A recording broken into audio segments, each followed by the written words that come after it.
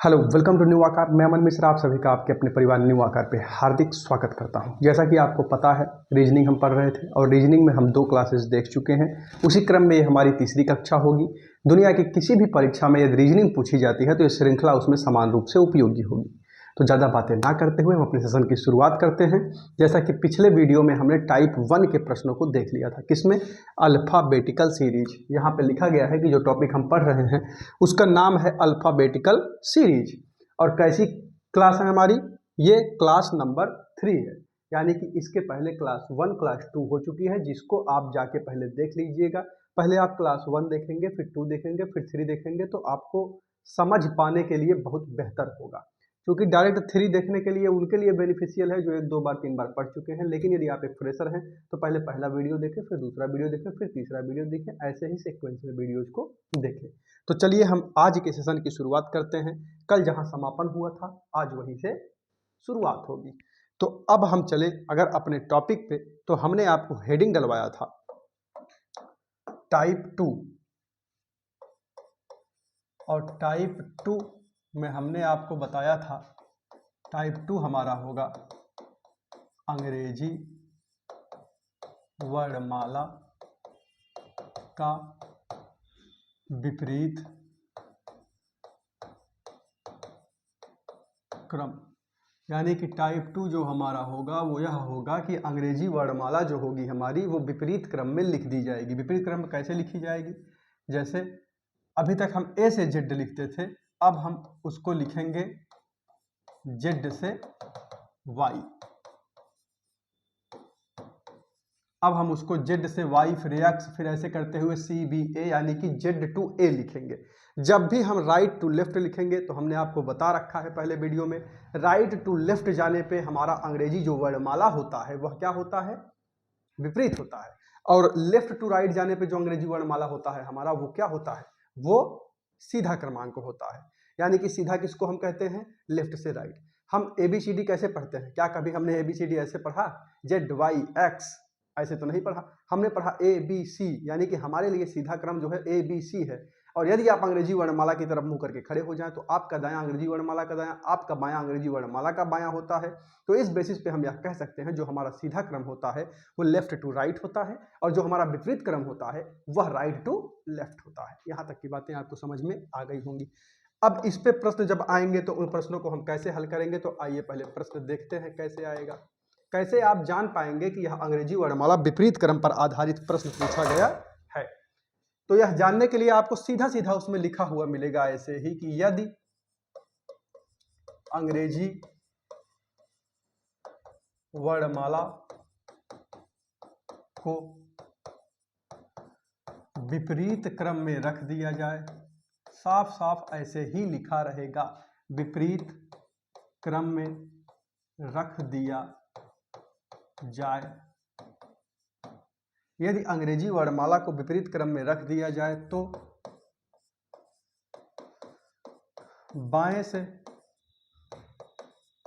15वें अक्षर के दाएं 5वें अक्षर के बाएं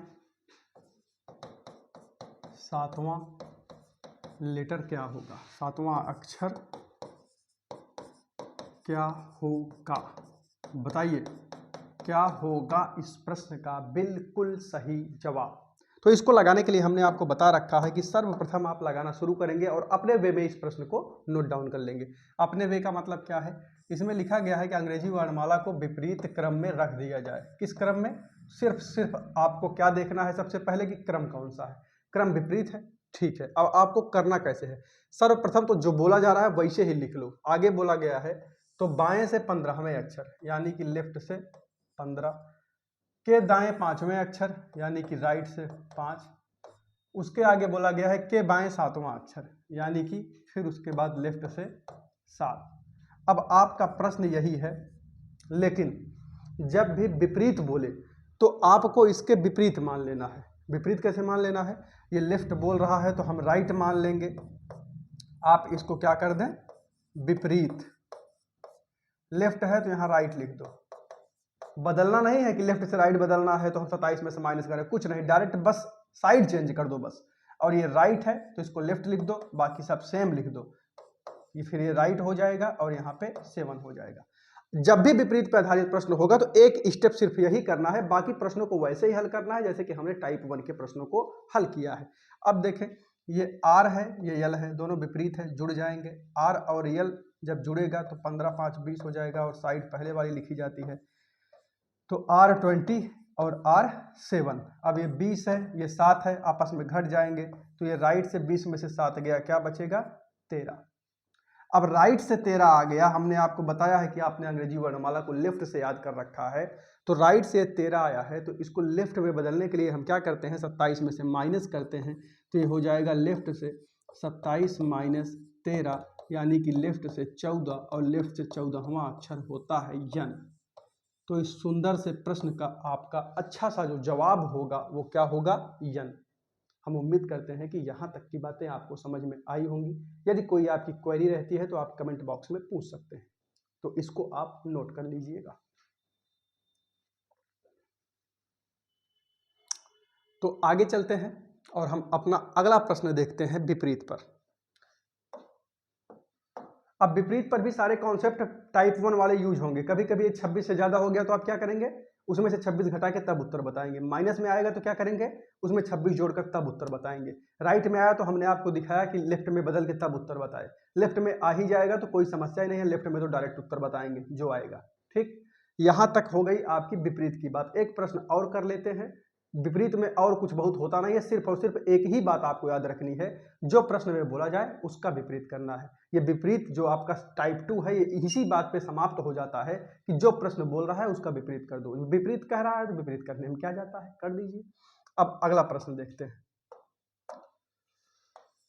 एक प्रश्न इस पे और कर लेते हैं। यदि अंग्रेजी वर्णमाला को विपरीत क्रम में रख दिया जाए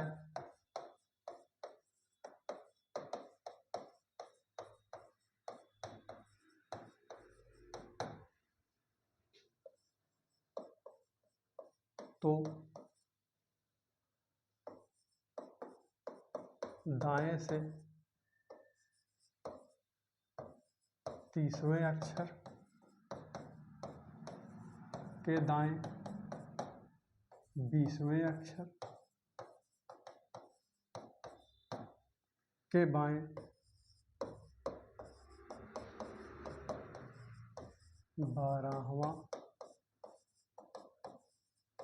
अक्षर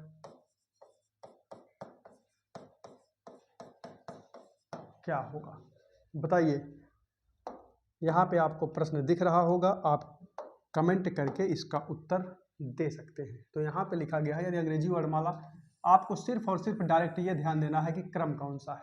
तो यहाँ पे कहा गया है कि यदि अंग्रेजी वर्णमाला को विपरीत क्रम में रख दिया जाए, तो विपरीत क्रम में रख दिया जाए तो दाएं से 30वें अक्षर, तो राइट से हो गया 30, के दाएं 20वें अक्षर, तो राइट से हो गया 20, के बाएं 12वां, यानी कि लेफ्ट से हो गया 12। बोलो हाँ, यहाँ तक कोई दिक्कत नहीं है।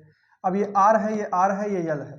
सर्वप्रथम आप क्या करेंगे, चूंकि विपरीत है तो एक लाइन इसमें एक्स्ट्रा होगी कि आप पहले विपरीत कर लीजिए। ये आर है तो इसको यल कर दीजिए, ये आर है तो इसको यल कर दीजिए, और वो यल है तो उसको आर कर दीजिए। अब वैसे ही हल करना है जैसे कि हम प्रीवियस प्रश्नों को करते आए हैं। ये यल है, ये यल है, दोनों मिलकर माइनस करेंगे तो 30 में से 20 गया तो 10 बचा, बाकी आगे वाले को उतार लीजिए। ये यल है, ये आर है, ये प्लस करेगा तो यल 10 और 12 मिलके हो जाएंगे 22, और लेफ्ट से 22वां अक्षर होता है वी। तो इस प्रश्न का आपका सुंदर सा जवाब हो जाएगा वी। बोलिए, क्या यहां तक की बातों में किसी को कोई समस्या है? यदि है तो आप कमेंट बॉक्स में झोंक दीजिए अपनी समस्या, हम उसका निदान आपको दे देंगे। अब हम आगे चलते हैं और आप अपना अगला टाइप सुंदर सुंदर अक्षरों में डालिए, टाइप 3। और टाइप 3 होगा हमारा प्रथम अर्धांश विपरीत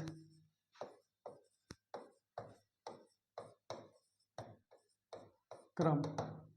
यानी कि अंग्रेजी वर्णमाला का प्रथम अर्धांश विपरीत क्रम। इसका मतलब क्या है? हमने आपको बता रखा है कि प्रथम अर्धांश किसको कहते हैं। प्रथम अर्धांश A to M होता है। जब उसको विपरीत कर देगा तो उसको A to M ना लिख के उसको लिखेगा M to A।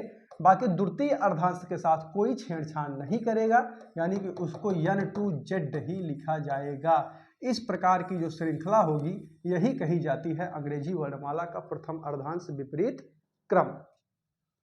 आपको समझ में आ गया होगा कि प्रथम अर्धांश विपरीत क्रम किसे कहा जाता है। अब प्रथम अर्धांश विपरीत क्रम यदि आपको पता चल गया है कि किसे कहा जाता है, तो इन प्रश्नों को हल करने के लिए आपको छोटी सी एक बात जानने की आवश्यकता होती है। तो यहाँ पे आप नोट डाल के लिख लीजिएगा। जैसे जैसे हम सुंदर सुंदर लिख रहे हैं ऐसे ही आप अपनी कॉपी पे सुंदर सुंदर अक्षरों में इस बात को लिख लीजिएगा। अब नोट डाल के आप लिखिए, यदि प्रश्न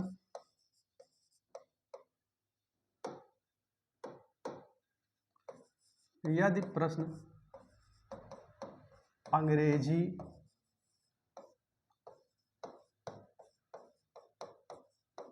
वर्णमाला के प्रथम अर्धांश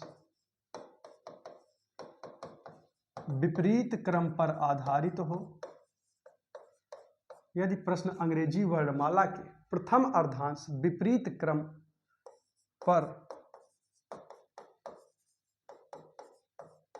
आधारित हो और यदि उसका मान 13 या 13 से कम आए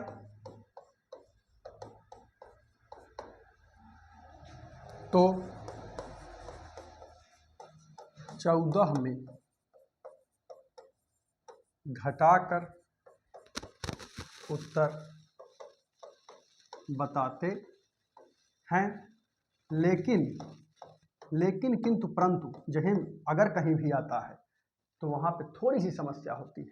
तो लेकिन यदि उसका मान यानी कि वैल्यू 13 से अधिक आए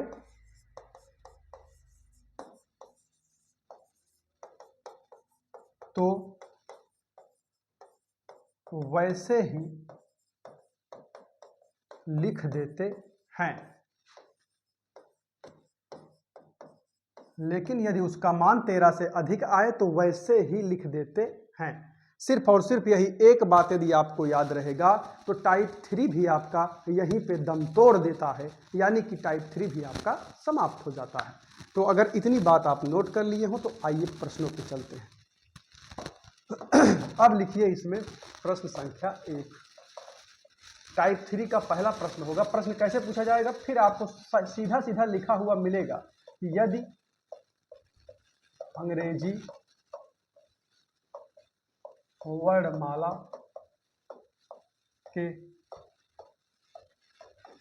प्रथम अर्धांश को विपरीत क्रम में रख दें तो बाएं से 20वें अक्षर के बाएं 5वें अक्षर के बाएं 7वां अक्षर क्या होगा? बताइए क्या होगा इस प्रश्न का बिल्कुल सही जवाब बताइए। अब यहाँ पे लिखा गया है यदि अंग्रेजी वर्णमाला के प्रथम अर्धांश को विपरीत क्रम में रख दिया जाए, यानी कि आपका जो प्रश्न है वो टाइप 3 पे आ गया है, प्रथम अर्धांश विपरीत क्रम पे आधारित है। अब प्रथम अर्धांश विपरीत क्रम पे सिर्फ आपको दो बातें याद रखनी है। पहला, यदि लास्ट में जो लेफ्ट से वैल्यू आती है आपकी वो 13 या 13 से कम आएगा तो उसको 14 में से घटा देंगे, और नंबर 2 पे यदि 13 से अधिक आता है तो उसको वैसे ही लिख देंगे। बस ये दो बातें हमने आपको पीछे नोट डाल के लिखवा दिया है। तो आइए देखते हैं कि इसका मान जो है वो 13 से कम आता है या ज़्यादा आता है। तो यहाँ पे लिखा गया है कि बाएं से 20वें अक्षर, तो लेफ्ट से 20वें अक्षर, के बाएं 5वें अक्षर, लेफ्ट से 5वें अक्षर, के बाएं 7वां अक्षर, के लेफ्ट से 7वां अक्षर, कौन सा होगा यही आपको बताना है। अब यल यल सब है तो यानी कि माइनस ही होना है, और यल पहले है तो यल ही लिखा जाएगा। 20 में से 5 गया 15, आगे वाले के उतारे तो हो जाएगा लेफ्ट से 7, और फिर 15 में से 7 जाएगा तो आ जाएगा 8, और लेफ्ट से 8वां अक्षर आपको बताइए। क्या आप यहाँ पे जो लेफ्ट से 8 आया है तो डायरेक्ट आप यच बोल देंगे? बिल्कुल नहीं। ये आपको ध्यान में रखना ध्यान में रखना है कि प्रश्न हमारा अंग्रेजी वर्णमाला के प्रथम अर्धांश विपरीत क्रम पर आधारित है, यानी कि जब लेफ्ट से हमारा वैल्यू जो होगा वो 13 या 13 से छोटा आएगा तो सबसे पहले हम इसको 14 में से घटाएंगे। अब 14 में से 8 चला जाएगा। इस प्रकार लेफ्ट से छठा अक्षर आपका उत्तर हो रहा होगा, और इस प्रश्न का खूबसूरत सा जवाब जो होगा वो यफ हो रहा होगा। बोलो हाँ। हम उम्मीद करते हैं कि प्रथम अर्धांश विपरीत क्रम भी आपको समझ में आ रहा होगा। बताइए क्या यहां तक की बात आपको समझ में आ गई है? अगर आ गई है तो अच्छी बात है, नहीं आई है तो अभी आएगी।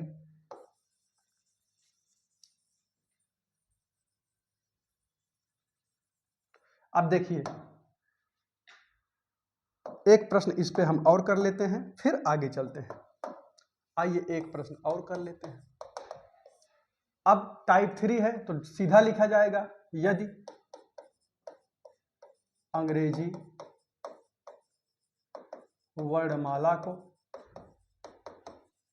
वर्णमाला के प्रथम अर्धांश मतलब फर्स्ट हाफ, प्रथम अर्धांश को विपरीत क्रम में रख दें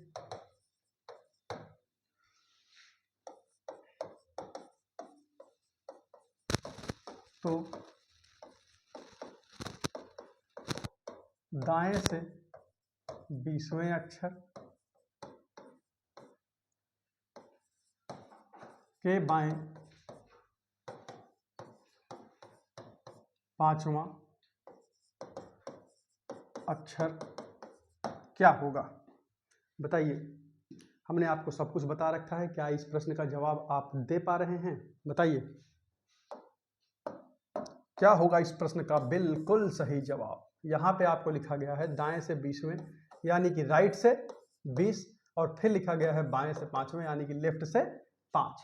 अब बताइए ये राइट है ये लेफ्ट है, दोनों विपरीत हैं यानी कि जोड़ दिए जाएंगे और लिखा जाएगी पहली साइड तो 20 और 5 25, यानी कि राइट से 25 आ गया। हमने आपको बताया था कि राइट को पहले आप लेफ्ट में बदलिए, और राइट को लेफ्ट में बदलने के लिए 27 में से घटाते थे तो 27 माइनस 25 यानी कि लेफ्ट से 27 में से 25 गया तो 2 आ गया।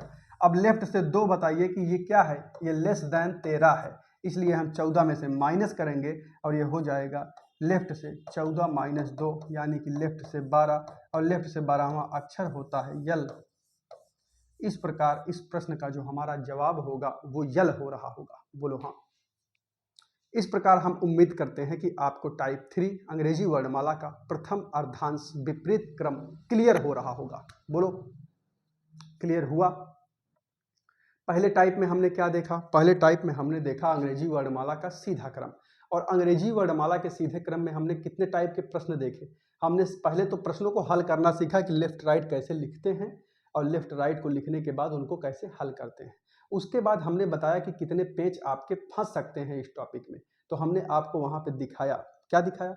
सबसे पहले कि हो सकता है कि लास्ट में आपको हमेशा लेफ्ट ना मिल के राइट भी मिल सकता है, तो जब राइट मिल जाएगा तो उसको लेफ्ट में कन्वर्ट करने के लिए आप 27 में से राइट के क्रमांक को माइनस कर देंगे। उसके बाद हमने आपको बताया यदि वैल्यू 26 से ज़्यादा आ जाए तब आप क्या करेंगे? यदि वैल्यू 26 से ज़्यादा आएगी तो उसी वैल्यू में जो 26 से ज़्यादा आई है उसी को सजा देते हुए उसी में से 26 घटा देंगे। इस प्रकार आपका वैल्यू जो है वो 26 से नीचे चला जाएगा, और प्रश्नों को फिर वैसे ही हल करेंगे जैसे कि हल करते हैं। कभी कभी हो सकता है कि वैल्यू आपकी नकारात्मक भी आ जाए, निगेटिव आ जाए, तब आप क्या करेंगे? यदि वैल्यू निगेटिव आ जाती है तो आप उसी वैल्यू में 26 जोड़ देंगे और फिर पॉजिटिव बनाने के बाद उसका आंसर दे देंगे। ये हमने टाइप 1 में आपको करवा दिया सब। अब ये वैल्यू को माइनस से प्लस करना और वैल्यू को 26 से अधिक है तो 26 से कम करना, ये जितने भी टाइप्स ऑफ क्वेश्चन है सब में लागू होंगे। यानी कि यदि ये घटना किसी भी टाइप ऑफ क्वेश्चन में घटती है तो आपको ऐसे ही प्रश्नों को हल करना है। उसके बाद टाइप 2 में हमने आपको बताया कि यदि विपरीत बोल रहा है तो विपरीत कर दो ना, क्या जाता है। जब आप उसको विपरीत कर देंगे तो क्या होगा, जैसे उसने राइट बोला तो आप लेफ्ट एज्यूम करके प्रश्न को हल करेंगे, वो लेफ्ट बोला तो आप राइट एज्यूम करके प्रश्न को हल करेंगे। सिर्फ एक बात से टाइप 2 खत्म होता है कि वो जो बोलेगा उसका हम विपरीत कर देंगे। उसके बाद हम टाइप 3 में प्रवेश किए हुए हैं, जिसमें 2 प्रश्न हम आपको इसमें भी करवा दिए हैं। टाइप 3 क्या होगा, अंग्रेजी वर्णमाला के प्रथम अर्धांश विपरीत क्रम पर आधारित होगा हमारा टाइप 3। और टाइप 3 में हम कैसे प्रश्नों को देखेंगे, उसमें लिखा हुआ होगा कि यदि अंग्रेजी वर्णमाला के प्रथम अर्धांश को विपरीत क्रम में रख दिया जाए, और जब भी अंग्रेजी वर्णमाला के प्रथम अर्धांश को विपरीत क्रम में रखा जाएगा तो यदि वैल्यू लास्ट में 13 या 13 से कम आएगा तो 14 में घटाकर उत्तर बताएंगे, और यदि वैल्यू 13 से अधिक आएगी तो उसको वैसे ही लिख देंगे। इस घटना के साथ आपका 3 तरह का प्रश्न अल्फाबेटिकल सीरीज में समाप्त होता है, और हम प्रवेश करते हैं अपने चौथे टाइप के प्रश्न पे। तो टाइप 4 हेडिंग डाल दीजिएगा, हेडिंग डालिए टाइप 4, और टाइप 4 हमारा होगा द्वितीय अर्धांश विपरीत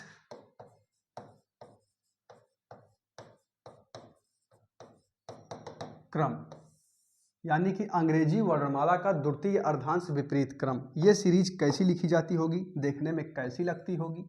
यहाँ पे ए से लेकर के यम तक के अक्षरों को तनिक भी नहीं छेड़ा जाएगा, लेकिन इसके बाद यन टू जेड ना लिखते हुए हम जेड टू यन लिखेंगे, और इस प्रकार की जो सीरीज होगी हमारी वो कही जाएगी अंग्रेजी वर्णमाला द्वितीय अर्धांश विपरीत क्रम।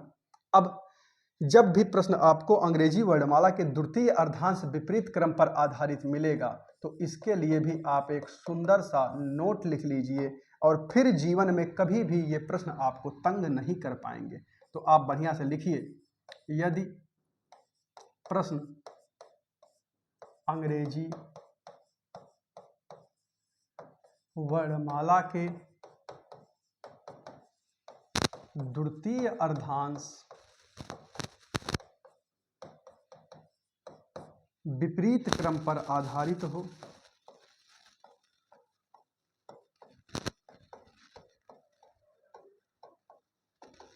यदि प्रश्न अंग्रेजी वर्णमाला के द्वितीय अर्धांश विपरीत क्रम पर आधारित हो, और यदि उसकी वैल्यू मतलब लास्ट में हल करने के बाद जो आपका लेफ्ट से उत्तर आता है, यदि उसकी वैल्यू 13 से अधिक हो। अब चूंकि 13 तक के अक्षरों को तो हम छेड़े ही नहीं है तो उसमें तो दिक्कत ही नहीं होनी चाहिए। अब दिक्कत कहाँ होगी, जब हम 13 से आगे जाएंगे, और जब 13 से आगे जाएंगे उसकी वैल्यू 13 से अधिक हो तो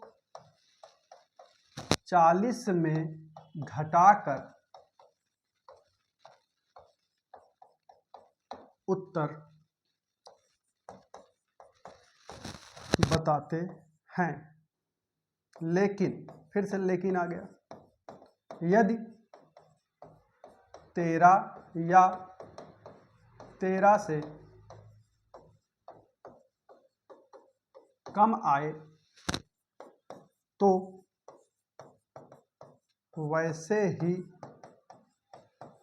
लिखेंगे, यानी कि यदि 13 या 13 से कम आएगी वैल्यू तो उसमें आपको घबराने की कोई आवश्यकता नहीं है, जो आए वही आपका आंसर हो जाएगा। तो आइए इस पे हम कुछ प्रश्न कर लेते हैं। तो एक प्रश्न लिखिए, यदि अंग्रेजी वर्णमाला के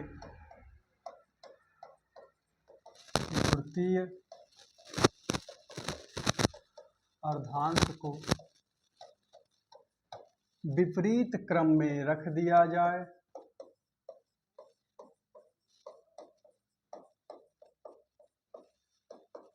तो बाएं से 20वें अक्षर के बाएं 5वें अक्षर के दाएं तीसरे अक्षर के दाएं सातवां अक्षर कौन सा होगा? बताइए। यदि आप बातों को समझ पा रहे हैं तो इस प्रश्न का उत्तर देने का भी प्रयास कीजिएगा महोदय। यहाँ पे लिखा गया है अंग्रेजी वर्णमाला को द्वितीय अर्धांश में विपरीत क्रम पे रख दिया जाए, यानी कि द्वितीय अर्धांश को विपरीत क्रम पे रखा जा रहा है। उसके बाद आप जो बोला गया है हूबहू उतार दीजिए। लेफ्ट से बोला गया है 20 अक्षर के बाएं पांचवें अक्षर, फिर लेफ्ट से 5, फिर दाएं से बोला गया है 3 और फिर दाएं से बोला गया है 7।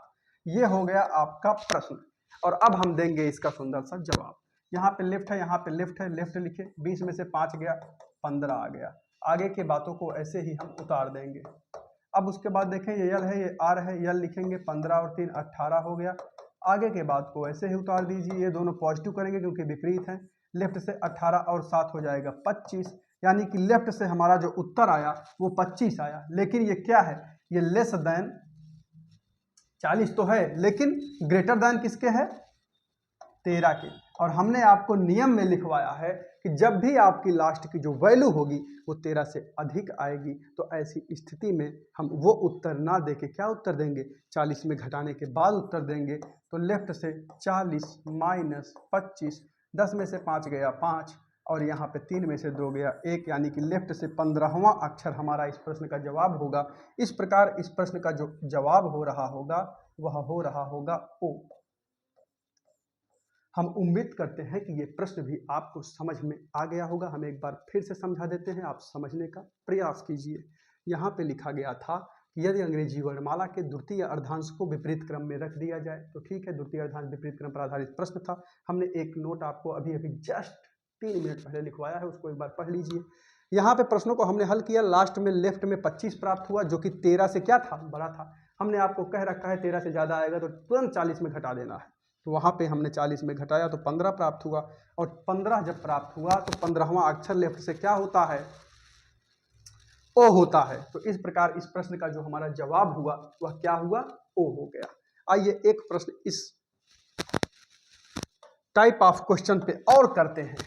इस प्रकार ये टाइप हमारा समाप्त होगा और हम कितने टाइप्स पढ़ चुके होंगे? 4। 5वें टाइप की शुरुआत कल होगी। और यहाँ पे एक प्रश्न और लिखिए, यदि अंग्रेजी वर्णमाला के द्वितीय अर्धांश को विपरीत क्रम में रख दें तो बाएं से 17वें अक्षर के दाएं थर्ड अक्षर के बाएं 10वां अक्षर कौन सा होगा? बताइए क्या होगा इस प्रश्न का बिल्कुल सही जवाब? बाएं से 17वां यानी कि लेफ्ट से 17, के दाएं तीसरा यानी कि राइट से तीसरा, के बाएं 10वां यानी कि लेफ्ट से 10वां। अब सिर्फ और सिर्फ इसी को हल कर देना है। लेफ्ट राइट है जुड़ेगा, लेफ्ट से 17 और 3 20 हो गया। आगे वाले को उतार लीजिए, लेफ्ट है घटेगा तो लेफ्ट से 20 में से 10 गया 10। लेफ्ट से क्या आया? 10। अब ये 13 से क्या है? छोटा है। अगर 13 से यह छोटा है तो इस स्थिति में आपको कोई समस्या नहीं होनी चाहिए, डायरेक्ट यही उत्तर हो जाएगा। तो लेफ्ट से 10वां अक्षर जो होता है हमारा वो क्या होता है? जे होता है। इस प्रकार इस प्रश्न का बिल्कुल सही जवाब हमारा क्या हो जाएगा? जे हो जाएगा। यदि प्रश्न हमारा द्वितीय अर्धांश के विपरीत क्रम पर आधारित है और उसकी वैल्यू जो है वो 13 से कम आए तो कोई दिक्कत नहीं है। जैसे कि सीधा क्रमांक पे प्रश्नों को हल करते थे उसी प्रकार इसका जवाब होगा। और लेफ्ट से 10वां अक्षर क्या होता है? जे होता है। तो इस प्रश्न का भी जवाब हमारा क्या हो जाएगा? जे हो जाएगा। हम उम्मीद करते हैं कि ये सारी बातें आपको बढ़िया से समझ में आ रही होंगी। अब हम चलते हैं अपने अगले टाइप पे। अब बताइए, यदि प्रथम अर्धांश को पलटा फिर द्वितीय अर्धांश को पलटा तो आगे चल के ये दोनों अर्धांश को साथ में भी तो पलट सकता है। तो इस प्रकार टाइप 5 जो हमारा होगा वह होगा दोनों अर्धांश विपरीत क्रम पर आधारित। यानी कि जो टाइप 5 हम पढ़ेंगे वो पढ़ेंगे दोनों अर्धांश विपरीत क्रम पर आधारित प्रश्न। अब इसमें होगा क्या, इसमें कुछ नहीं है। यदि आपने टाइप 3 और टाइप 4 पढ़ा, टाइप 3 क्या था, प्रथम अर्धांश विपरीत क्रम, टाइप 4 क्या था, द्वितीय अर्धांश विपरीत क्रम। यदि ये दोनों टाइप आपने पढ़ रखा है तो इन दोनों का कॉम्बिनेशन ही होता है दोनों अर्धांश विपरीत क्रम। यानी कि ये दोनों नियम, जो दो नोट हमने आपको लिखवाया है, एक साथ जहाँ पे लागू हो रहा होगा वही होगा हमारा दोनों अर्धांश विपरीत क्रम। इस पे चर्चा आगे की जाएगी, कल की जाएगी। वीडियो जो आपको कोशिश की जाती है कि आधे घंटे की ही दी जाए, क्योंकि आप भी बहुत ज़्यादा पढ़ने की आदत तो डाले नहीं होंगे, तो बहुत बड़ी वीडियो यदि आपको प्रोवाइड करवा दिया जाए तो आप बोरियत महसूस करेंगे। और परीक्षा में अभी समय है, एक एक कॉन्सेप्ट आपके क्लियर करवा दिए जाएंगे। किसी भी परीक्षा में जिसमें रीजनिंग और मैथ आती है, ये श्रृंखला आपको समान रूप से उपयोगी होगी। मैथ और रीजनिंग दोनों आपको इस चैनल पे फ्री ऑफ कास्ट प्रोवाइड करवाई जा रही है। जिस क्रम में आपको मैथ का वीडियो 4 बजे शाम को और 4:45 पे आपको मिल जाती है रीजनिंग की वीडियो। दोनों वीडियो लगभग आधे घंटे की होती है और इन दोनों वीडियो को रेगुलर देखिए, अपना कॉन्सेप्ट क्लियर करिए, नोट्स बनाइए, प्रैक्टिस करिए, लगे रहिए और परीक्षा में अपना एक परचम लहरा दीजिए और इस वर्ष को अपना सफलता का वर्ष बना दीजिए। हमारे पूरे न्यू आकार की टीम की शुभकामनाएं आपके साथ हैं। ठीक है, यह वर्ष आपके सफलता का वर्ष हो। इसी आशा और उम्मीद के साथ हम अपनी वाणी को विराम देते हैं। कल फिर मिलेंगे इसी ऊर्जा और उमंग के साथ। आपके जीवन को सफल बनाने की राह में हमारा एक छोटा सा कदम है। अगर आपको अच्छा लगता है तो आप कमेंट बॉक्स में अवश्य कमेंट करें। ठीक है, पढ़ते रहिए, मस्त रहिए, टेक केयर, जय हिंद।